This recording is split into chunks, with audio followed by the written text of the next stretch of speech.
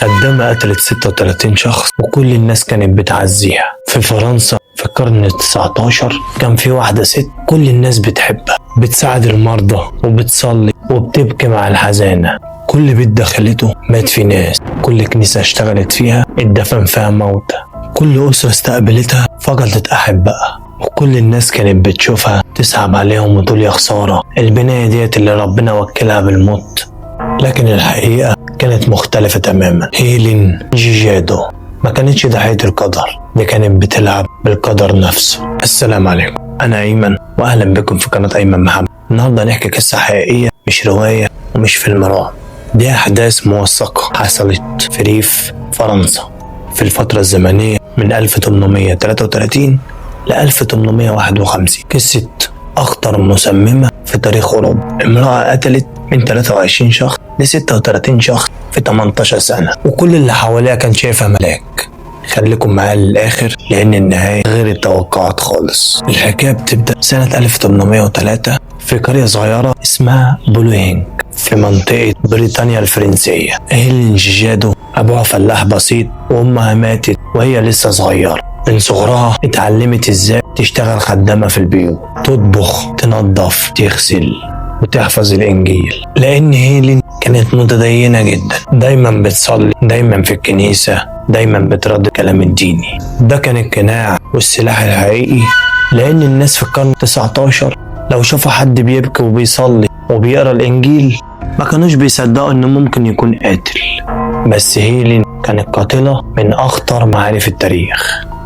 سنة 1833 هيلين شغالة خدامة عند قسيس اسمه الأب لدروجو في قرية صغيرة. في خلال 3 شهور بس مات في البيت ده 7 أشخاص. مات القسيس، ماتت أمه، مات أبوه، وماتت خدامة تانية، ومات ناس تانيين من المقربين، وكمان مات أخت هيلين نفسها اللي كانت جاية تزورها. اتخيلوا حتى أختها ما نجتش منها.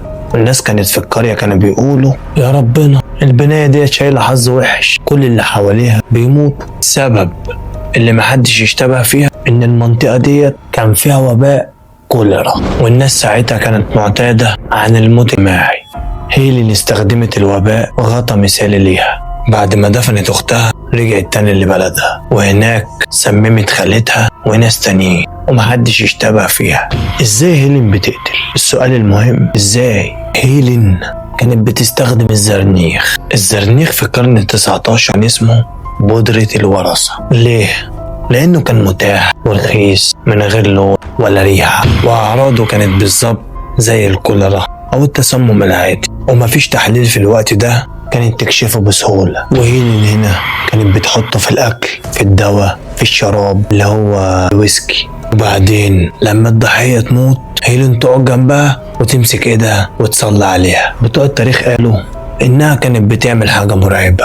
لما الدكتور كان بيقول للمريض انت هتتحسن قريب، كانت هي ترد وتقول لا مش هيتحسن. كانت صح، لانها هي اللي كانت في الوقت ده قررت. والاكتر من كده كانت بتحضن الضحية في اللحظات الاخيرة وبتديلهم صليب يمسكوه وتقول لهم اقبل المسيح، روحك راحت لربنا. بس هي اللي وصلتهم لربنا. هيلين فضلت تتنقل من بيت لبيت ومن قرية لقرية. كل ما يحصل إشاعة إنها بتسرق أو بتعمل مشاكل كانت بتشيل نفسها وتروح لقرية تانية، وفي كل مكان جديد كانت بتبدأ من الصفر. خدامة أمينة متدينة وهادية، وبالتالي الناس كانت بتحبها. وهنا كانت الجريمة رقم 8، الجريمة رقم 15، جريمة رقم 23 في دير كاثوليكي راحت تشتغل فيه. في وقت صغير مات فيه عدد من الراهبات وطردوها، مش بسبب الموت، بسبب السرقة. هي كانت بتعمل كده عشان خلاص استكفت من المكان، فكانت بتسرق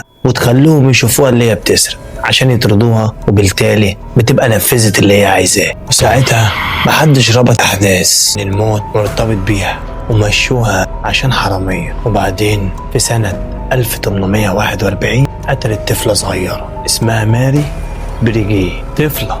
وبعدها وقفت لمدة 10 سنين. قال ايه؟ بتاخد هدنة.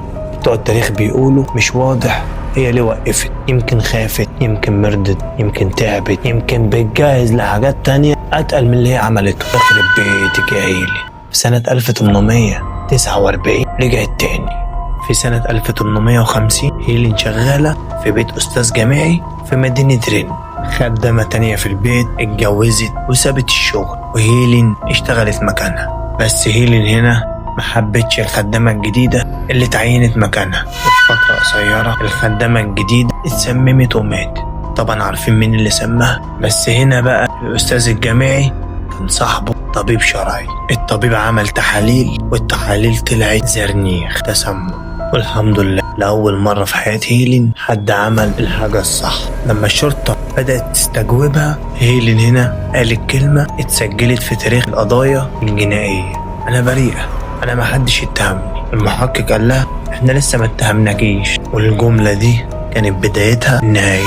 المحاكمة اتعملت سنة 1851. نبشوا القبور والتحاليل اتعملت، الزرنيخ طلع في جثث كتير. القانون الفرنسي في الوقت ده كان فيه تقادم، يعني مش قادرين يحاكموها على كل الجرائم. التقادم نظام قانوني بيحدد فترة معينة يسقط بانقضائها في الحق في رفع دعوة أو تنفيذ عقوبة أو كسب ملكية. علشان هيلين اتحاسبت على 3 جرائم من أصل 10.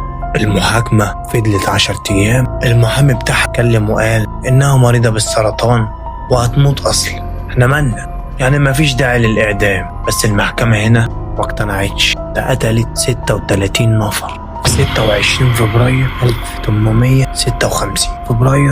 في 26 فبراير سنة 1852 في الساعات الأولى في الصباح الشوارع متغطية بالتلج. هيلين جيجادو اتعدمت بالمقصلة على طول عمرها.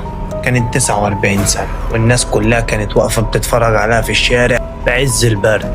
ازاي لمدة 18 سنة محدش اشتبه فيها؟ الجواب مش في هيلين، الموضوع في نحن. الإنسان بطبيعته بيثق في أي حد شكله صالح وطيب ومتدين، وده اللي بيخليه ما بيسألش وما بيشكش. والقناع كان أخطر من السم. هيلين جيجادو النهاردة مكتوب عنها في كتب الطب الشرعي وفي كليات الحقوق وفي مراجع علم النفس الجنائي، مش كمجرمة بس ولكن كنموذج على ازاي الشخصية الاجتماعية تقدر تخفي أخطر الحقائق.